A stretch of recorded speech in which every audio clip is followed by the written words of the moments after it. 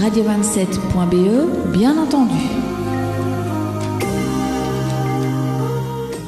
Martine Van de Meulebroek, voilà, on a eu envie de vous inviter parce que vous avez un cheminement qui peut-être éclairer vraiment la question des médias aujourd'hui. C'est-à-dire que vous avez été pendant un certain nombre d'années, vous avez 34 ans. 34 ans, voilà, journaliste au quotidien Le Soir, des grands quotidiens belges, et puis qu'un jour, voilà, vous avez fait le choix d'aller vers d'autres horizons. Donc, est-ce que vous pourriez peut-être nous dire ce qui vous a poussé à faire ce choix ? Ce qui m'a poussé à faire ce choix, c'est qu'effectivement, je ne me retrouvais plus, entre guillemets, comme en tant que journaliste au soir. Je pense qu'une ligne rouge est franchie quand on commence à avoir honte de mettre sa signature en dessous d'un article. Donc, autrement dit, je veux dire, au niveau de la manière, dans le fonctionnement qu'avait la rédaction du Soir à ce moment-là, je parle de l'année 2013, 2012-2013 et déjà auparavant, il y avait cette structure de plus en plus top-down et où on dit aux journalistes ce qu'ils doivent faire, comment et avec quelle approche. Il y avait cette pression qui était mise et dans laquelle je ne me retrouvais plus. Et effectivement, cette tendance à faire de plus en plus des choses très grand public, où tous les articles à peu d'analyse ou de reportage étaient gommés. Et donc voilà, effectivement, je suis partie fin 2013. Je travaille maintenant comme journaliste indépendante pour Alter Echo. On est à la fois sur du plus long terme, enfin plus long terme, c'est tous les 15 jours, c'est une parution tous les 15 jours et plus quotidienne, c'est un changement assez considérable, mais où je suis effectivement dans le secteur qui m'intéresse et qui a toujours été d'une part l'immigration et d'autre part le social. Je dois préciser que, et ça c'est important, puisqu'on parle de pauvreté, que la pauvreté est effectivement le dossier qui a toujours été le plus difficile pour moi à gérer dans un quotidien. Difficile, quoi, parce qu'on vous mettait des sourdines Je crois que la pauvreté est un sujet en soi très complexe, ça c'est une première chose. Et ce qu'on demande souvent des journalistes, c'est du neuf, c'est de l'info. Qu'est-ce qui est nouveau ? Qu'est-ce qui justifie qu'on fasse un article sur tel sujet ? Et là, on arrive toujours à dire, la pauvreté, elle est là, elle existe, il y a des choses comme ça. Alors, par quel biais est-ce qu'on le prend généralement dans les rédactions ? Je parle d'une manière très générale, soit par le biais des chiffres, telle association, l'UNICEF, l'SPF, l'intégration sociale, publie des nouveaux chiffres concernant la progression de la pauvreté dans telle catégorie. Alors là, effectivement, on a des moyens de donner une information neuve, l'actualité, comme on dit, ou alors les marronniers. Les marronniers, c'est ce que vous savez sans doute, ce sont effectivement ces articles incontournables qui se font toujours à la même date, comme parler de l'école au moment de la rentrée scolaire, et on parlera de la pauvreté des sans-abri à l'approche de l'hiver et de préférence pendant la période de Noël. Ces marronniers peuvent être une occasion de faire des reportages, peuvent être une occasion effectivement de rentrer là-dedans. Mais voilà, c'est comme ça que ça se passe. Et personnellement, j'ai souvent entendu, la pauvreté, ça n'intéresse pas nos lecteurs. C'est pas un sujet très attirant, c'est pas un sujet très excitant, voilà.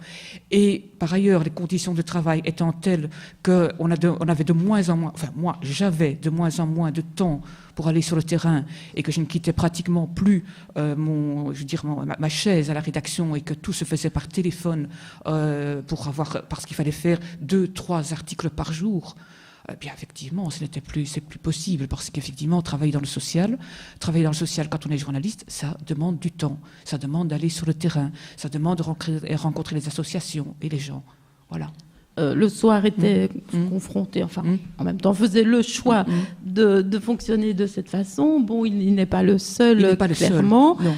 Je ne sais pas en quelle année vous avez quitté. 2013. 2013. Est-ce que depuis, vous avez l'impression que les choses s'aggravent et vont de moins en moins dans le sens de... Non, ni s'aggraver, ni s'améliorer. Ça reste comme ça a toujours été.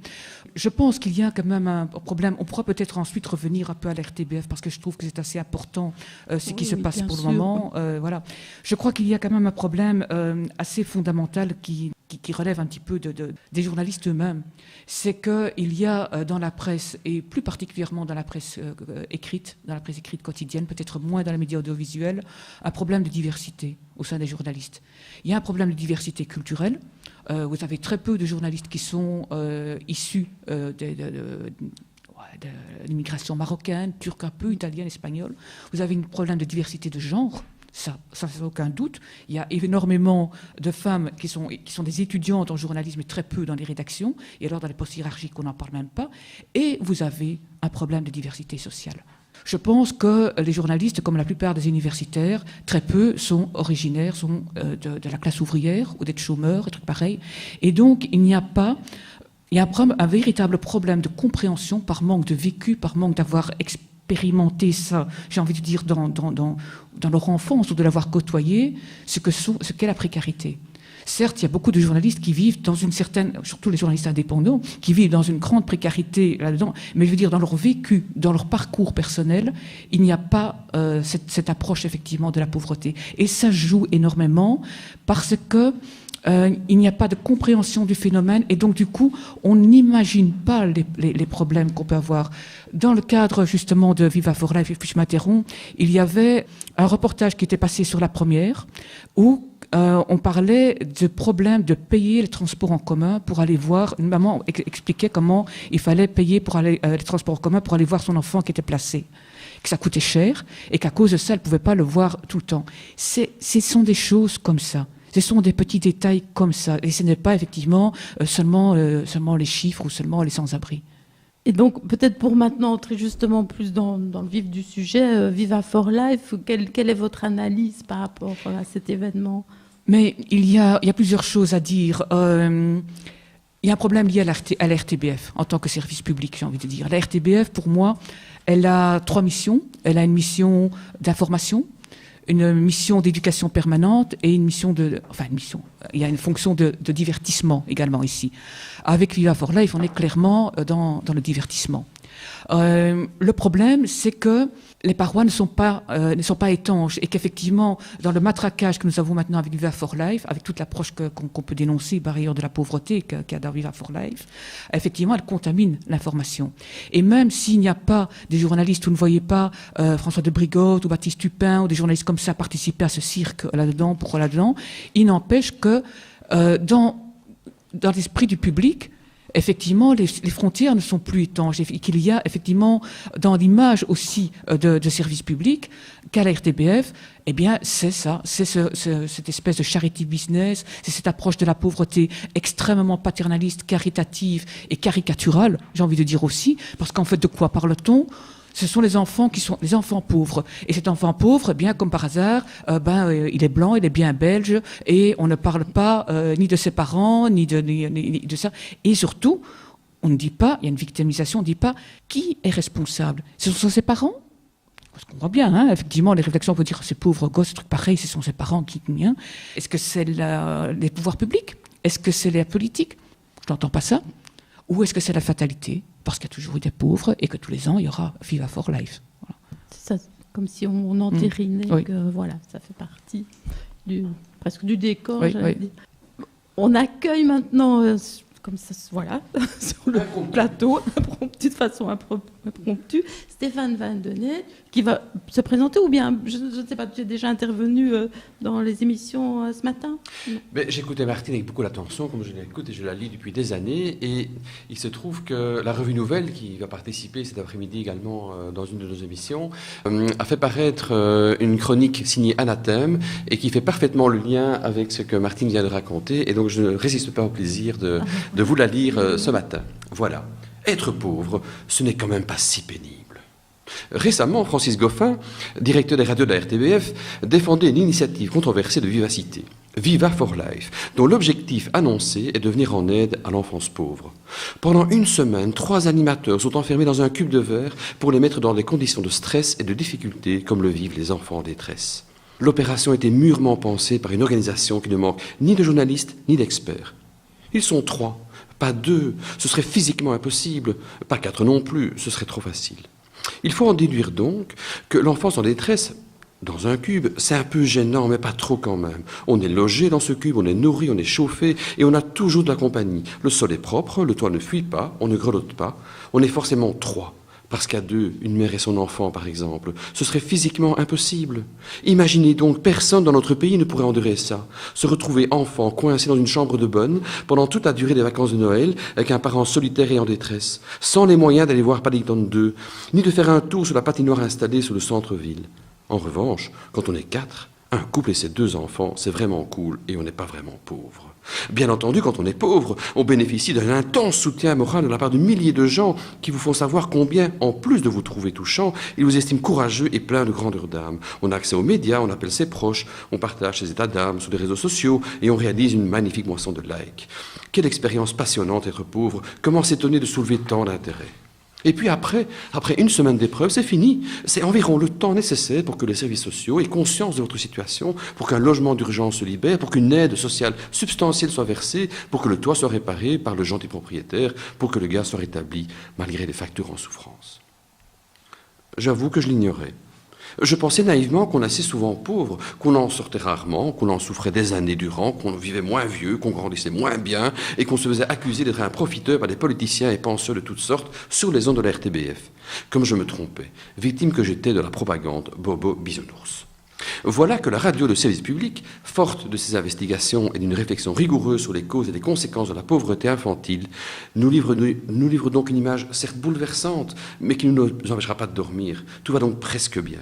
Peut-on rêver meilleure démonstration du caractère vital d'un tel média? Peut-on imaginer meilleur plaidoyer pour un meilleur financement, pour une amélioration du sort des journalistes de service public, par exemple? Et c'est là que je vais faire le lien avec ce que dit Martine. Hélas, comme chacun le sait, ceux-ci, donc les journalistes, sont de plus en plus mal lotis. Pigistes payés au lance-pierre, copieurs-colleurs de dépêches belga, dans des rédactions web, pondeurs de titres racoleurs pour nouvelles non vérifiées, leur sort est bien triste. Aussi, en solidarité avec eux, pour vivre les mêmes affres qu'eux, et j'écris ce billet dans une pièce non chauffée de mon palais d'hiver, sur un quartier QWERTY déficient, équipé d'une souris à roulettes défectueuse sur un écran 14 pouces. J'ai vécu dans ma chair les affres du journalisme actuel. Mais elle est drôle et en même temps elle est terrible. Hein. Je veux dire, c'est écrit effectivement. Je l'avais lu, je la connaissais. Mais oui, c'est bien de ça dont on parle. C'est effectivement l'incapacité, j'ai envie de dire, d'un service public comme la RTBF d'approcher la pauvreté autrement, enfin en tout cas chaque année de cette manière-là. Je ne suis pas en train de dire que les journalistes de la RTBF d'une manière générale ne font pas leur boulot. Et de nouveau, j'insiste, on est dans une autre catégorie. Viva for Life, ce n'est pas du journalisme, c'est du divertissement, soyons très clairs. Et comme je le disais, le problème, c'est l'image que l'on donne. Et donc là, effectivement, il y a une contamination parce qu'effectivement, en faisant ce divertissement, en faisant ce matraquage-là, on donne une image de la pauvreté qui, elle, est tronquée. Et c'est là qu'il y a une contamination, je veux dire, de l'info. Mais elle n'est pas le fait de journaliste. Ce qui m'embête, effectivement, et là aussi je parle de la contamination, c'est que, effectivement, Viva for Life fait irruption dans le journal parlé de la première, elle fait irruption dans le journal télévisé, et donc, forcément, elle intervient aussi avec cette image-là. Et c'est ça qui est dramatique. Et je plains très fort les journalistes de l'RTBF, moi, personnellement. C'est ça. Certains doivent se sentir mal d'être un peu forcés de participer à ce divertissement. Je pense que, je vous disais tout à l'heure, la question de la honte. Hein, je vous dis, j'ai quitté le soir parce qu'à un moment donné, je ne suis pas la seule à avoir fait cette analyse-là. Hein, et il y en a d'autres qui sont partis en même temps que moi, en faisant le même commentaire. Quand on commence à avoir honte de mettre sa signature en dessous d'un article, qu'on n'a plus envie de le signer. Et je pense qu'il doit y avoir, pour le moment, effectivement, des journalistes de l'RTBF qui doivent avoir un peu honte de leurs médias. C'est ça. Et alors, pour résister, on va voir ailleurs. C'est ça, dans des médias, ou alors on crée de nouveaux médias. Oh, le problème n'est pas là. Je veux dire que bon, si beaucoup de gens ne partent pas, c'est parce qu'on sait bien que quand on part, on ne retrouvera plus de boulot en tant que journaliste. Et que fondamentalement, être journaliste, c'est la plus grande des assuétudes qui existent. On aime tellement ce boulot qu'on n'a pas envie de le quitter, qu'on espère et qu'on croit toujours qu'on va pouvoir améliorer les choses. Et puis à un moment donné, il faut peut-être se dire qu'effectivement, ça ne va plus. Mais je pense, moi, plutôt qu'effectivement, il faut autant que possible et aussi longtemps que possible essayer de se battre de l'intérieur. À l'intérieur. C'est ça. Mais il y a aussi la question du public, parce qu'on le voit bien, les rues de Nivelles, à une certaine heure, elles sont remplies de personnes qui se dirigent vers la Grand Place, vers Viva for Life. Et donc des personnes pleines de bonnes intentions. Hein. Je pense qu'on en connaît tous qui embrayent complètement dans le projet. Et comment faire pour justement peut-être les éveiller? C'est difficile parce que je pense qu'il y a quand même une responsabilité du public aussi dans ce qu'on appelait les dérives de l'information et du journalisme d'une manière générale. Depuis qu'il y a de l'information en ligne sur les sites des journaux notamment, les médias, les rédactions en chef peuvent beaucoup plus facilement voir ce qui est lu et ce qui n'est pas lu. C'est la dictature du clic, comme on l'appelle. Et là, c'est cruel. C'est très cruel parce qu'effectivement, on se rend bien compte que les articles qui sont des analyses, qui sont un peu plus pensées, qui vont un peu plus loin, c'est pas ceux-là qui sont lus. Ce n'est pas ceux-là. Ce sont effectivement des choses beaucoup plus qui sont de l'ordre beaucoup plus du divertissement et du people. Et donc il y a aussi un message qui est aussi donné par le public qui n'encourage pas, en tout cas les médias à aller plus loin. C'est le problème, je pense. Ça. Et puis peut-être dans une période lourde telle que la nôtre. Je pense, non, c'est quelque chose que l'on voit déjà depuis quand même pas mal de temps. Et qui fait qu'effectivement, s'il y a eu ce côté plus light, plus people, plus amusant dans certains médias en ligne, je veux dire, c'est à cause de ces signaux-là. Maintenant, il y a effectivement, c'est du devoir des journalistes de dire, on n'est pas là non plus pour plaire au public ou pour plaire généralement à ce que la majorité veut. On est on est engagé quelque part à donner une certaine information et tant pis. Mais bon, voilà, il y a des contraintes commerciales aussi. Stéphane, tu voulais réagir? Mais il fut un temps, il n'y a pas si longtemps à l'échelle de l'humanité, qu'on exécutait les peines capitales sur la Grande Place de Nivelles ou sur la Grande Place de Bruxelles, et on pensait que la justice se résolvait comme ça et que l'exemple suffirait pour que voilà, cet instinct grégaire, la foule venait voir les exécutions comme aujourd'hui vient voir le cube, eh bien on se rend compte que finalement c'est une espèce de détournement de la pensée, un détournement de l'attention qui fait que pas plus que la peine capitale ne résolvait les problèmes de justice ou les problèmes de criminalité, eh bien aujourd'hui Viva Forlán ne résoudra jamais la question de la pauvreté, mais en attendant on en fait un spectacle, on en fait un divertissement et quelque part on distrait la plus grande partie de la population de la réflexion sur ce qui se passe et sur ce qui se vit au jour le jour. Bien. Alors, Thierry, toi, tu voulais aussi intervenir? Oui, je voudrais bien intervenir par rapport à la question du journalisme, qui est une question très intéressante. Et la question que je me posais, c'est de voir un peu ce journalisme-là aujourd'hui.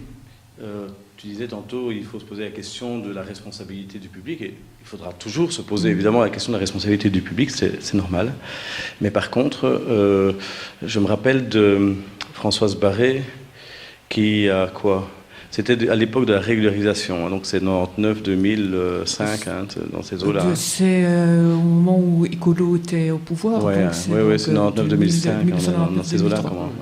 Donc il y avait des gros débats, et je me rappelle d'un débat à Wavre où Françoise Barré disait que, quand on parlait justement de journalisme, que ce qu'elle avait rencontré à ses débuts à RTB, c'était que le lundi matin, dans les salles de rédaction, on commentait l'actualité politique. Maintenant, ce qu'on discute dans les salles de rédaction, c'est la recette du soir. Et elle le disait en disant, il n'y a plus de débat entre collègues politiques, on ne discute pas, ça ne fait pas débat, quoi. Ça, c'est vraiment...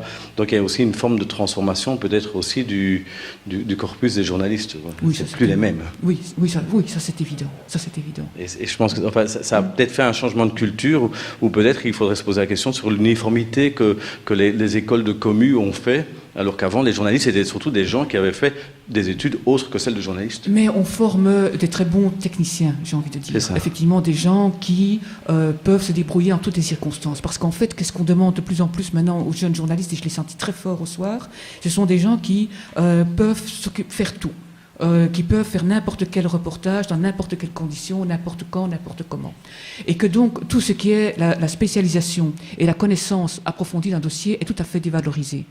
Et donc, on demande effectivement, on forme les jeunes journalistes pour pouvoir aussi bien faire un sujet sur, je ne sais pas moi, les voitures de société, les nucléaires, la politique des étrangers, tout et n'importe comment. Et donc, il y a forcément une manière de surfer, d'être très superficiel, parce qu'on ne connaît pas, parce qu'ils ne connaissent pas. Et c'est normal, le dossier en profondeur. Et il y a aussi, j'imagine qu'il y a aussi une exigence importante par rapport à la direction du journal, etc., ou des médias en général, parce qu'il y a aussi le fait des recettes publicitaires, il y a le fait qu'il faut vendre... Non, c'est pas ça, c'est un peu, c'est moins caricatural que ça. Je pense que c'est beaucoup plus, effectivement, dans l'esprit, dans la formation, dans la culture, on leur demande d'être des polyvalents Et en fait, l'obsession, j'en pense, de la plupart des jeunes journalistes, c'est tout simplement d'avoir un job, c'est d'avoir leur boulot. Oui, il faut bien se rendre compte que tous ceux qui ont quitté le soir en 2013, et nous sommes quand même nombreux, ont été remplacés par des faux indépendants. Et que donc, effectivement, le premier truc, c'est d'avoir tout simplement un contrat à durée déterminée, en espérant un jour en avoir un contrat à durée indéterminée. Et je viens de lire qu'il n'y a plus de convention collective des journalistes qui existent, et que donc, ce qui va se passer de plus en plus de la rédaction, c'est un salaire au mérite, à la productivité. Et ça fragilise encore plus les journalistes, et ça les pousse encore plus un peu à travailler, se faire connaître, des choses comme ça, mais sans... Mais il pourrait y avoir l'effet inverse, en fin de compte, parce qu'ils sont en train de se faire littéralement prolétariser, oui. et même plus infraprolétariser. Oui. Ce qui est encore plus grave, parce que le prolétaire, finalement, c'est l'ouvrier moyen, l'infraprolétaire, c'est celui qui recueille les miettes qui traînent au-dessus, et au fond, ils ne sont pas tellement loin des gens qu'ils invitent à venir chercher des dons à Vivre for Life, en fin de compte. C'est pas vraiment la même chose. La précarité... est une chose. Mais il y aurait une proximité plus importante. Ils connaissent en tout cas des conditions de vie un peu différentes. Voilà, la précarité est une chose, mais la connaissance de la pauvreté, des mécanismes de pauvreté et d'exclusion en est une autre. C'est très différent. Et je pense que quand on est issu de la classe moyenne, supérieure, on est culturellement favorisé aussi. Vivre la précarité, c'est autre chose qu'effectivement, voilà. Oui, il y a bien une différence entre la misère et la précarité. Exactement. Et puis, je pense que beaucoup ne resteront peut-être pas dans le journalisme, qu'effectivement, beaucoup se rendront compte à un moment donné que ça ne sert à rien, qu'il faut faire autre chose. Et je vois aussi que il y en a beaucoup qui abandonnent, des jeunes qui abandonnent et qui vont effectivement travailler ailleurs. Mais ce que je me disais, par contre, c'est quelque part, est-ce qu'il n'y a pas une méconnaissance, une acculturation du monde journalistique par rapport aux mouvements sociaux, enfin aux organisations sociales, par rapport à la vie. J'ai l'impression que même tout ce qui est quand on relaye par exemple des choses comme les grèves, les manifs, etc. et tout, c'est le plus souvent relaté sur le mode du petit bourgeois qui regarde des méchants hommes rouges dans la rue, quoi. Donc, et allons-y pour les prises d'otages, et allons-y pour les micro-trottoirs, et allons-y pour les petites phrases chocs, etc. Mais pas de dossier de fond. Oui, mais c'est l'approche et c'est l'origine culturelle et sociale, je pense, de beaucoup de jeunes journalistes qui jouent, de ces choses-là. Et puis, de nouveau, dans les conditions de production, j'ai envie de dire, de l'info, c'est d'aller le plus vite possible. Et donc, d'avoir un interlocuteur sur... Vous verrez aussi, et c'est un autre biais, que si on va parler pauvreté, qu'on va parler, je ne sais pas moi, exclusion de l'ENM, et qu'on va vers la CPAS, on va prendre toujours le même interlocuteur, le même spécialiste, la même personne, et on les retrouve dans les mêmes médias tout le temps au même moment, parce que ça au moins c'est une valeur sûre, elle va dire ceci qu'on a envie d'entendre, elle va passer, et ça dispense d'aller de réfléchir, de trouver d'autres... Oui, un bon client, exactement, et ça dispense d'aller voir d'autres associations, d'aller sur le terrain, d'aller voir des CPAS, parce qu'il n'y a pas le temps. Est-ce qu'il ne faudrait pas mettre en place quelque chose qui, garantisse que le travail journalistique soit exercé dans les bonnes conditions? Autrement dit, est-ce qu'il n'y a pas même une forme de formatage ou une forme de quelque chose qui ferait une garantie pour le journaliste de faire son travail de manière demandez ça aux éditeurs. Je veux dire, ça c'est le problème, j'ai envie de dire. Oui, forcément, il y a comme il y a une perte, il y a des problèmes de type commercial, et je veux dire, c'est très clair au niveau des entreprises de presse, c'est réel, ça existe, il y a de moins en moins de revenus qui sont générés, et donc effectivement, il y a une tendance à pousser à la baisse au niveau des conditions de travail, du nombre de journalistes engagés, des conditions salariales et de manière générale. Et ça, c'est un problème beaucoup plus vaste qui est comment les gens s'informent-ils aujourd'hui ? Pourquoi est-ce qu'effectivement, il y a moins de gens, non, je ne me dis même pas qui achètent des journaux, je ne suis même pas à ce stade-là, mais qui vont sur les sites d'information et qui s'informent. Il y a un problème, et de nouveau, je parle de la responsabilité du public, qui est une perte du réflexe de s'informer. C'est Facebook, c'est les réseaux sociaux qui sont aujourd'hui la principale source d'information. Radio27.be, bien entendu. Voilà, donc je rappelle que nous sommes en direct avec Martine Van de Meulebroek, journaliste à Alter Echo. Et peut-être pour faire le lien à ce que vous nous avez dit jusqu'ici, moi je me suis rendu compte que pas mal de journalistes, et je pense que quelque part vous en faites partie, se sont quittés, c'est mon cas, la presse pour aller plutôt dans le monde associatif, entre autres dans l'éducation permanente. et aussi, donc moi je travaillais dans la presse associative, au Ligueur, et puis un jour je ne m'y suis plus retrouvée non plus dans la manière dont ça se passait, pour pas mal de raisons, à la fois parce que, en fait, quand c'est un mouvement, ça veut dire qu'on fonctionne avec des militants, des personnes engagées dans le projet, et puis clairement on constate qu'il y en a de moins en moins. Du coup, ça veut dire que le journal rétrécit, les publicitaires qui finançaient quand même malheureusement une partie partent, et donc voilà, on se retrouve dans le secteur plutôt associatif, je suis pas seule dans le cas. Et alors j'ai vu que vous aviez écrit un article dernièrement qui dit les assistants sociaux ne veulent pas devenir des taupes.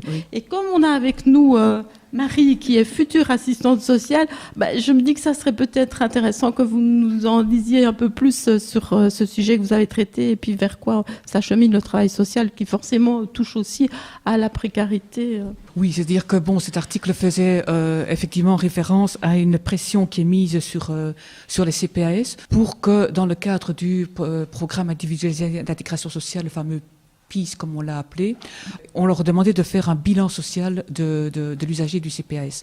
Et c'était par des questions extrêmement intrusives. Enfin, je veux dire, c'était l'inspection sociale qui demandait ça, leur demander quelles sont les habitudes de consommation d'alcool de l'usager, où est-ce qu'il habite, est-ce qu'il a un réseau social, est-ce qu'il a des problèmes psychologiques. Bref, c'était vraiment des questions extrêmement intrusives sur le plan de la vie privée, qui étaient que demandées de faire ce rapport là sur la personne, avec la question qui était beaucoup plus fondamentale, que dire, mais d'abord, pourquoi le faire ? D'abord, c'est un problème, ça crée quand même un problème entre l'assistant social et l'usager, et l'allocataire, je veux dire, d'être aussi intrusif dans sa vie. Et puis, pourquoi ? Dans quel but ? Parce que ce bilan social, il doit être transmis au SPP Intégration Sociale dans un rapport qui, via la Banque Carrefour de la Sécurité Sociale, pourrait être accessible à beaucoup de gens. Alors, ça pose évidemment toute la question du secret professionnel. On dit oui, mais c'est lié au secret professionnel. Ça. Non, c'est le secret professionnel. Voilà, il lit, j'ai envie de dire, l'assistance sociale, mais pas d'autres personnes qui ont accès. Et c'est tout à fait révélateur des dérives que l'on sent dans le social, qui est cette criminalisation des gens. Que ce soit le chômeur, que ce soit l'allocataire de CPAS, on est vraiment dans une tendance très lourde, qui est de dire, effectivement, il faut tout connaître, soi-disant pour l'aider, mais en réalité, c'est une manière de le stigmatiser très fort. Comme, j'ai envie de dire, comme on arrive aussi maintenant avec, je retourne avec Viva for Life et tout ça, c'est une tendance, c'est vraiment une tendance très préoccupante, et qui fait effectivement des travailleurs sociaux des auxiliaires de cette stratégie des pouvoirs publics. Tout à fait. Marie, est-ce que toi, en tant que future assistante sociale, ça te parle ? Est-ce que c'est des choses que tu connais ? Est-ce qu'on vous en parle ? Oui, justement, cette problématique, on en a beaucoup parlé à l'école parce que vu que ça va nous toucher dans notre futur travail, c'était quand même quelque chose de très scandalisant, et le fait que la presse en parle aussi, il y a eu un énorme coup de presse sur le sujet, et ça nous a touchés aussi, et il y en a qui se sont rendus à Bruxelles pour aller parler de ça et tout ça. Voilà, donc vous êtes conscientisés. Ouais. Bien, je pense que notre émission se termine. Je voulais peut-être juste ajouter encore une dernière chose, c'est que effectivement, je veux dire, cette approche un peu plus pointue du social, effectivement, de comment ça fonctionne dans l'associatif, dans ceux qui sont en contact avec les personnes les plus pauvres et les plus précarisées, c'est peut-être ça qui manque encore aussi beaucoup dans la presse. C'est effectivement de faire cette démarche-là, de prendre du temps, de parler avec l'associatif, de parler avec les travailleurs sociaux autant qu'avec les gens qui sont eux-mêmes touchés par la pauvreté. Bien, en tout cas, un tout grand merci. Tout grand merci d'avoir partagé ce moment avec nous. 27 for Life. Merci beaucoup. Merci beaucoup Laurence pour l'animation de cette émission. Merci beaucoup à Martine Van de Meulebroek, et merci à, j'ai oublié ton prénom, Marie, donc, qui est stagiaire aux équipes populaires. Vous êtes sur radio27.be, et donc